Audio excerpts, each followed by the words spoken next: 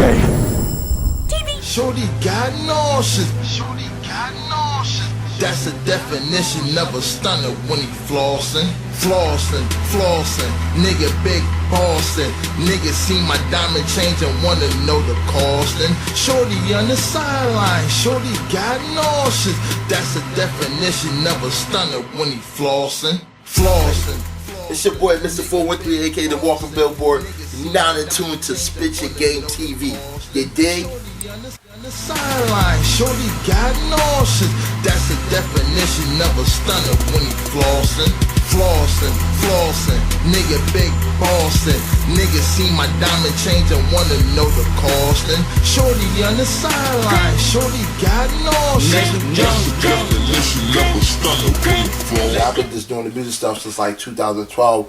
I'm fresh in the game with this, but I was behind the scenes beforehand. You get what I mean? Right. Behind the scenes, just promoting for other artists, promoting for other brands that wasn't my brand. And you know what? From there and out, that's when they be like, yo, can you come over here? And then I keep my word and end up over there where they at, do what I gotta do my thing, and the rest is history. You know what I'm saying? So how long you been doing music for?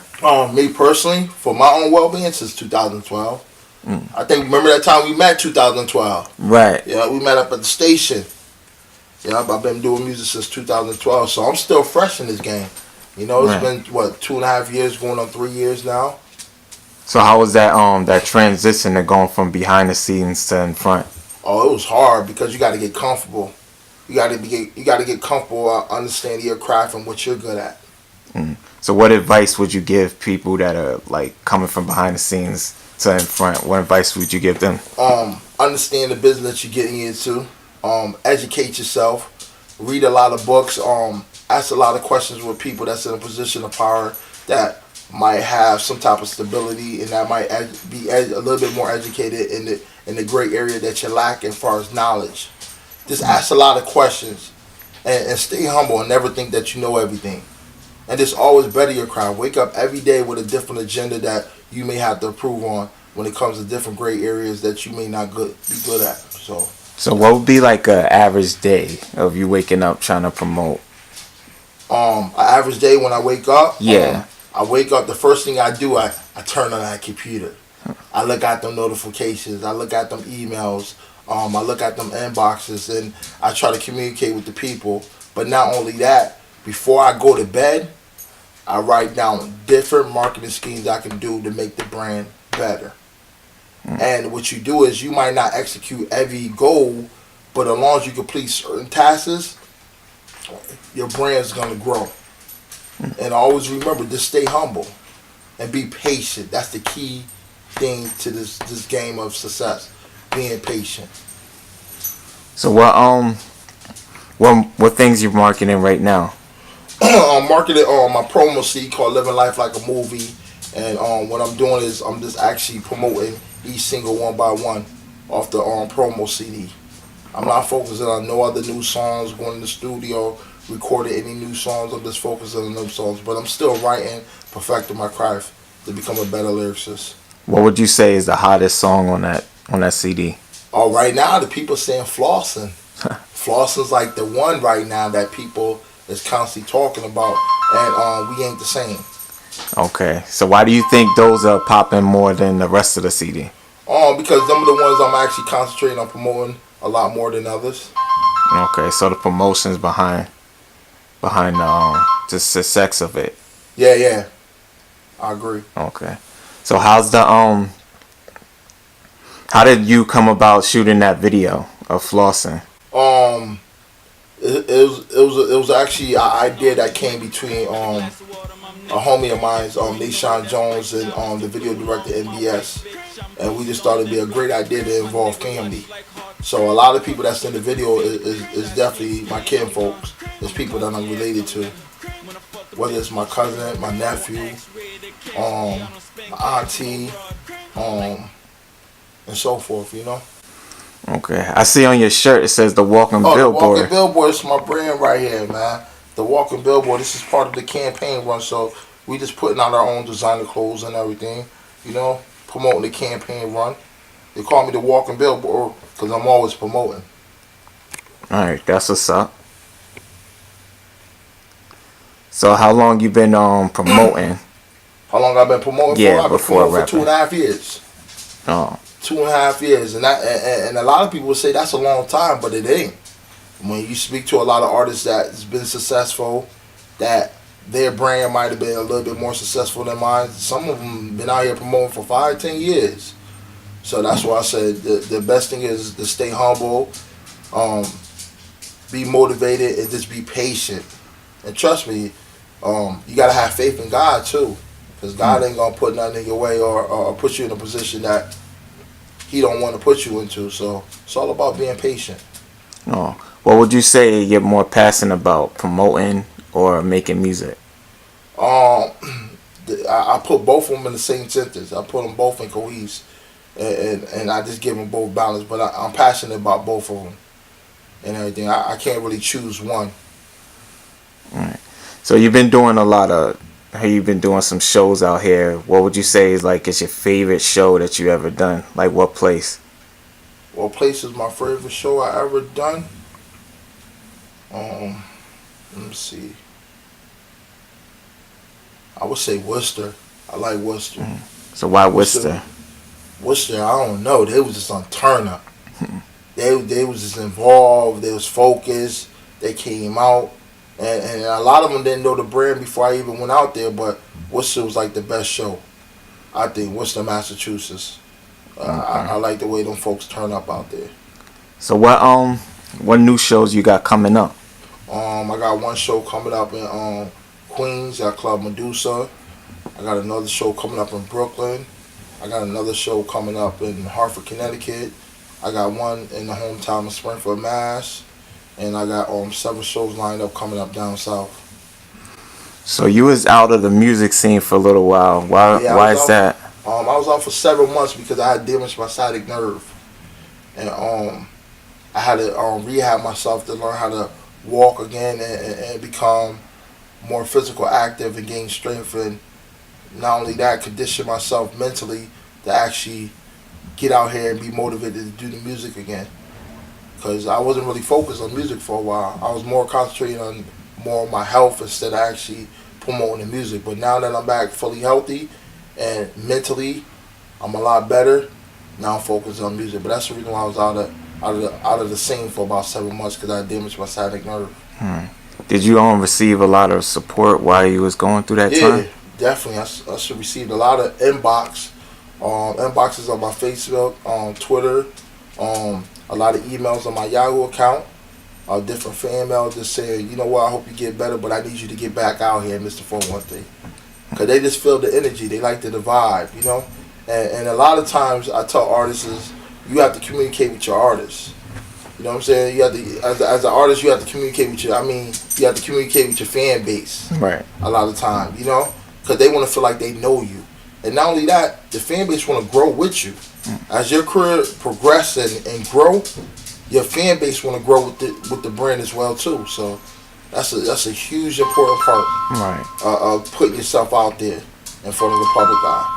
How are you able to keep that balance with contacting or staying in contact with the fans and your regular life? Well, you gotta be a people's person, you know. I think if you're a people person, you very outgoing, and you understand what comes with, you know, living and actually being positive and being humble. I think that's gonna give you that balance in life and everything. You just gotta be a people's person, but you gotta be outgoing. You can't be scared of negative feedback as well as getting positive feedback, and you got to be open-minded. And not only that, you just gotta be able to answer questions in a positive manner. So that's where I think that humbleness come from. So how are you able to maintain that positivity even though when things are negative, when things go wrong? Oh, because you know, life come with trials and tribulations. Just like I said about earlier in the interview, where I damaged my sciatic nerve. It was a major setback for myself. But you got to understand that as you grow and there's many positive things that's going to come your way, and there's going to be many things that you do accomplish, there's going to be many setbacks and many different mistakes. So as long as you give balance and you understand life, then you can actually stay positive every day. You know what I'm saying? But not only that, you gotta have good people around you that bring that good positive energy that's gonna motivate you. So every time you feel like that you feeling down or you don't want to be motivated or you feel like there's a bad day, look around. You know what I'm saying? Look around your surroundings. There's always people in a worse position than you are. So you got to be grateful. So as long as you being grateful in life, you know what? You always gonna have positive days. If you had to compare yourself to any other rapper, who would it be? I wouldn't really compare myself to any other rapper. I like a lot of rappers, you know what I'm saying? I listen to a lot of other people's music, you know what I'm saying? Because I love different music, but I just try to be me, you know what I'm saying? Yeah. And that's why I call my promo CV Living Life Like a Movie, because each song and everything is a repetition of who I am. Because it might have been a trial and tribulation, something I experienced in life that I went through. So that's why I call it Living Life Like a Movie. All right. So for the Living Life Like a Movie, I noticed you had the flossing video and you talked about your life a little bit. Yeah. Will you have like other things like that during the promotion to promote for the CD? Oh yeah, definitely. Flossing was just one of them songs because that's what I do. Like, I came out light today. I got the watch on, the custom watch and everything. I'm flossing right now. Usually I bring my jewels out, but you know, another song on there might be like "We Ain't the Same," man. That's just telling people, y'all, I'm a trap boy. You know what I'm saying? I used to trap at one point in time in my life, and then I got songs like "Shake It." You know what I'm saying? Where I might like a girl with a nice little ass. You know what I'm saying? I got songs like "Pilled Up," where you know I got that inspiration from the strip club because I used to like just being in the strip clubs a lot. You know what I'm saying? Then I got the songs like "Iced Up," where you know it's more of a personal song about, you know what I mean, the homies, family. My mom actually developed a ALS, you know, this past year. Then I got songs like "Campaign Run," you know, where you know I feel like I could be the mayor or the governor of the city.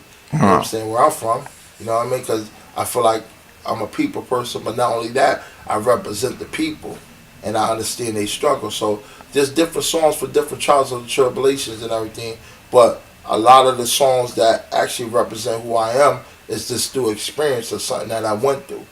So I think, you know, if people actually take the CD and pop it in their car, pop it in their radio, pop it in their sound system, there's a piece of that body work and everything that everybody can relate to. So that's why I call it Living Life Like a Movie. And it's a repetition of who I am. What would you say is like the most, what song represents you the most out of every song on there? I said "Iced Up" because I'm really talking to the people, but not only that, I'm getting into my feelings. They're getting the people to understand who I am and getting people to know who I am from outside of just me being the trap boy or me turning up in the club or me flossing. You know what I'm saying? Yeah. Or whatever I'm doing. It's a real personal song. So when people hear to that song "Iced Up," they definitely get me the real me. You feel me? So how did you go about making the transition from being in the trap to making music? It just comes with growth. I think as a man, when you do grow, as you progress in life and you achieve things in life, mentally you only destined to do things different from how you did it when you first started. So I think that's what it comes along. It comes along with faith. I don't think nobody, when they trapping out here or they hustling, want to be in that position for years. Nobody that's out here hustling says to themselves and everything, I'm going to do this forever. I think at some point in time they do have dreams to do other things. But this is all about putting things in motion.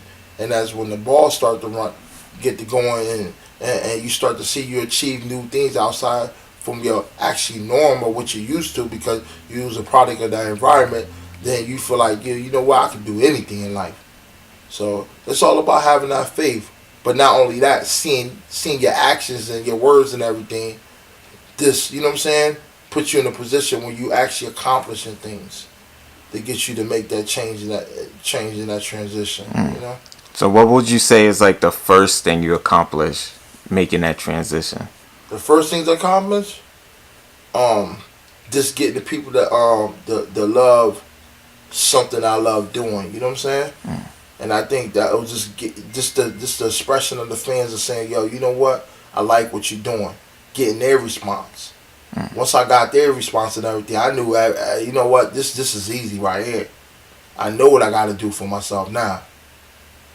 Cause you know when you out there in them streets and everything, you trapping and you doing what you got to do and everything to get ahead in life. You know what? You always gonna get people that's gonna be against the grain when it comes to certain things you may do, because it may not be in their destiny plan of what they doing. They may not feel like it's positive, but once you start doing something when it comes to entrepreneurship that people love doing, you see the expression that people have with their faith, and at the same time, when you least think that you want to stop doing it, and people cheer you on to keep on doing it and everything, that's the first achievement. That's when you know what, I know what I got to do for myself. That's what's up.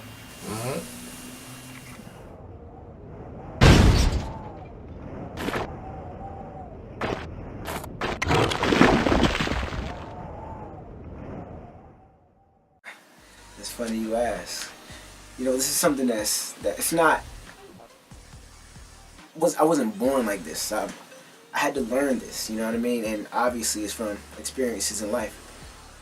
And what I realized is the way I thought dictated everything around me.